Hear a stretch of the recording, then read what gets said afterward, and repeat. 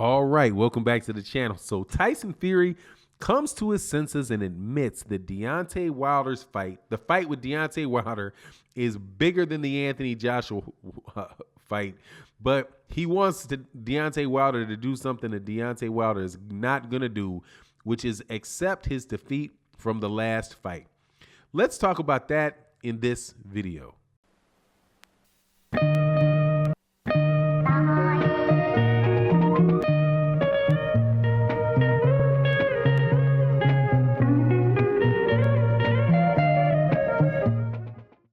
All right, welcome back to the channel. So Tyson Fury at last admits something that is painfully obvious to anybody with common sense, and that is that the Deontay Wilder fight, the third fight, the Deontay Wilder Tyson Fury trilogy fight, is bigger than any other fight that you can have in the heavyweight division, without a doubt, but specifically bigger than the fight between Tyson Fury and Anthony Joshua. Now, Tyson Fury says bigger in the United States.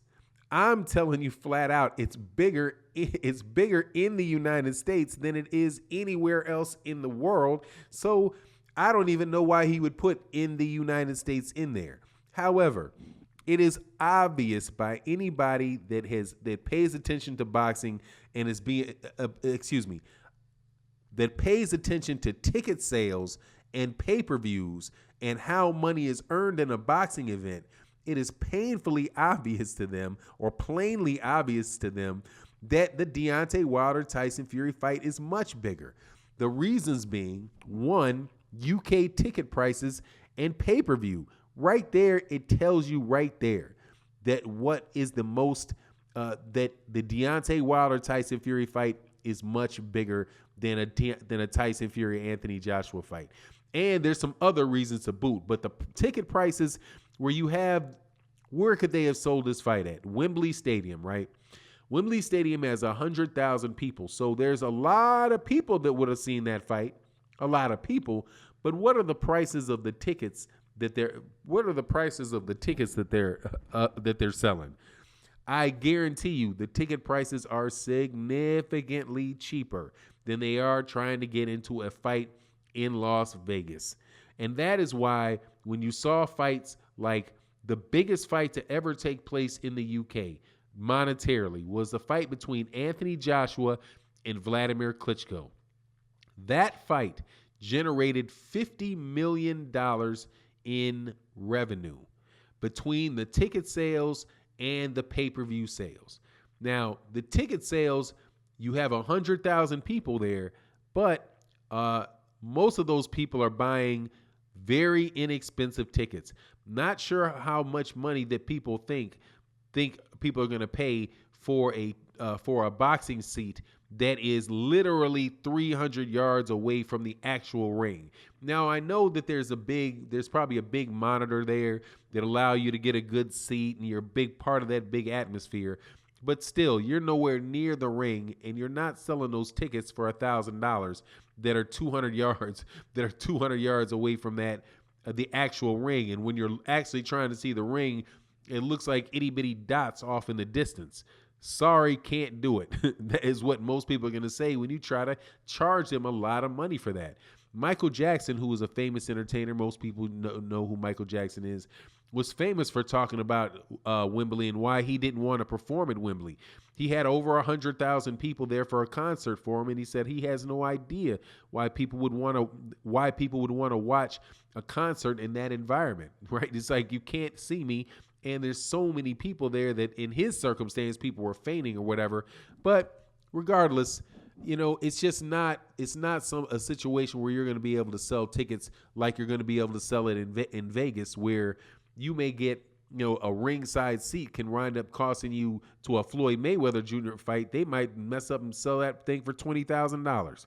Or have nosebleed seats up there for $1,500. Just crazy, crazy prices that they have for big fights in Vegas. So anyway, that it's going to be a bigger fight because the biggest fight that they've ever had was $50 million. And a $50 million fight, that's less than what Canelo Alvarez would have done, or Errol Spence, better yet, Errol Spence Jr. did against Danny Garcia in Dallas. That was over a $50 million fight. So you know that the Deontay Wilder and Tyson Fury fight is going to be bigger. And also, Tyson Fury versus Deontay Wilder fight, the last time the revenue was somewhere around $65-70 million for that fight. $50 million was $60 million at the least for the fight between the Deontay Wilder and Tyson Fury won.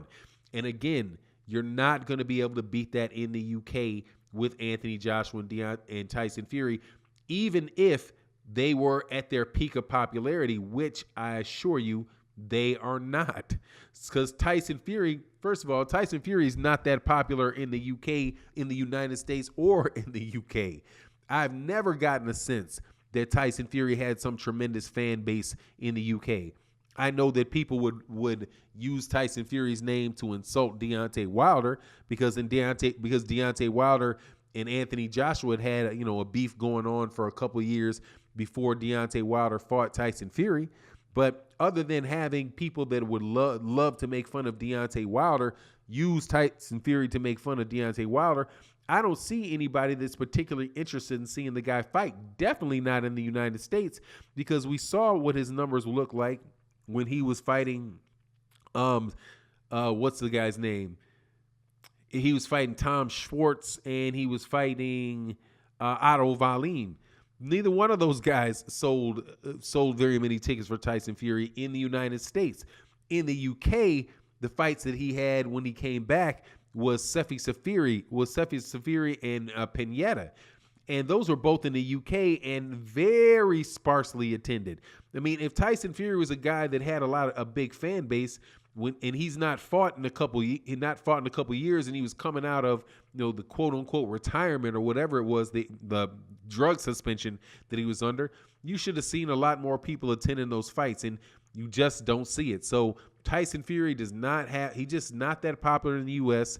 If you're not talking about him fighting Deontay Wilder, it's not that popular in the UK, and unless I guess you're saying he's fighting against Anthony Joshua. But Anthony Joshua had a problem. Definitely in the United States, Anthony Joshua has a problem. And that is the fact that he had a terrible loss in his U.S. debut to Andy Ruiz. And then the rematch between the two was just a bunch of holding. So we'll see what he looks like and what his reception is for the Alexander Usyk fight, which I'm telling you, man, he's got a significant chance of losing that fight. And I might actually be taking Alexander Usyk over Anthony Joshua in that fight. It just looks like that is just that's a funny matchup for Anthony Joshua. Regardless, neither one of those guys right now are really at the peak of their popularity. And the idea that either one of those fights are bigger than a Deontay Wilder fight versus Tyson Fury is silly. I would tell you, though, I think that a Deontay Wilder versus Anthony Joshua fight is just as big as a Deontay Wilder versus Tyson Fury fight, though, which is why many people, and myself included, tell you that Deontay Wilder really is the linchpin to that division. He's the most exciting fighter. He's the fighter with the longest track record there, and he's a fighter that actually has a very dedicated fan base, as you've seen throughout this whole Glovegate thing, where people were standing up for Deontay Wilder and telling you, look, man, I don't care what you say, Tyson Fury cheated in that first fight, which brings us to the other point that Tyson Fury made, which was that he wants Deontay Wilder to accept that loss that he has in the second fight. Absolutely, Deontay Wilder is not going to do that. No way, no shape, no how. First of all, I don't understand why people insist on people accepting losses.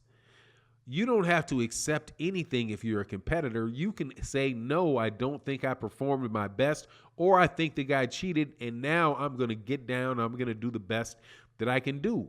And whatever you have to tell yourself, or whatever you need in order to motivate yourself, that's what you do, because you got to get back out there and try to fight again. But Deontay Wilder has a great point that he consistently makes, which is, hey, man, this was a 3-fight deal. It's not over till the third fight is over. So we'll see how it turns out, man. But I'm glad that Tyson Fury, very conveniently for himself, is now admitting the truth. So I'm wondering why he wanted to go and, act like he was going to fight somebody else anyway. But it is what it is. You let me know what you think in the comment section. And with that, I'm out. Peace.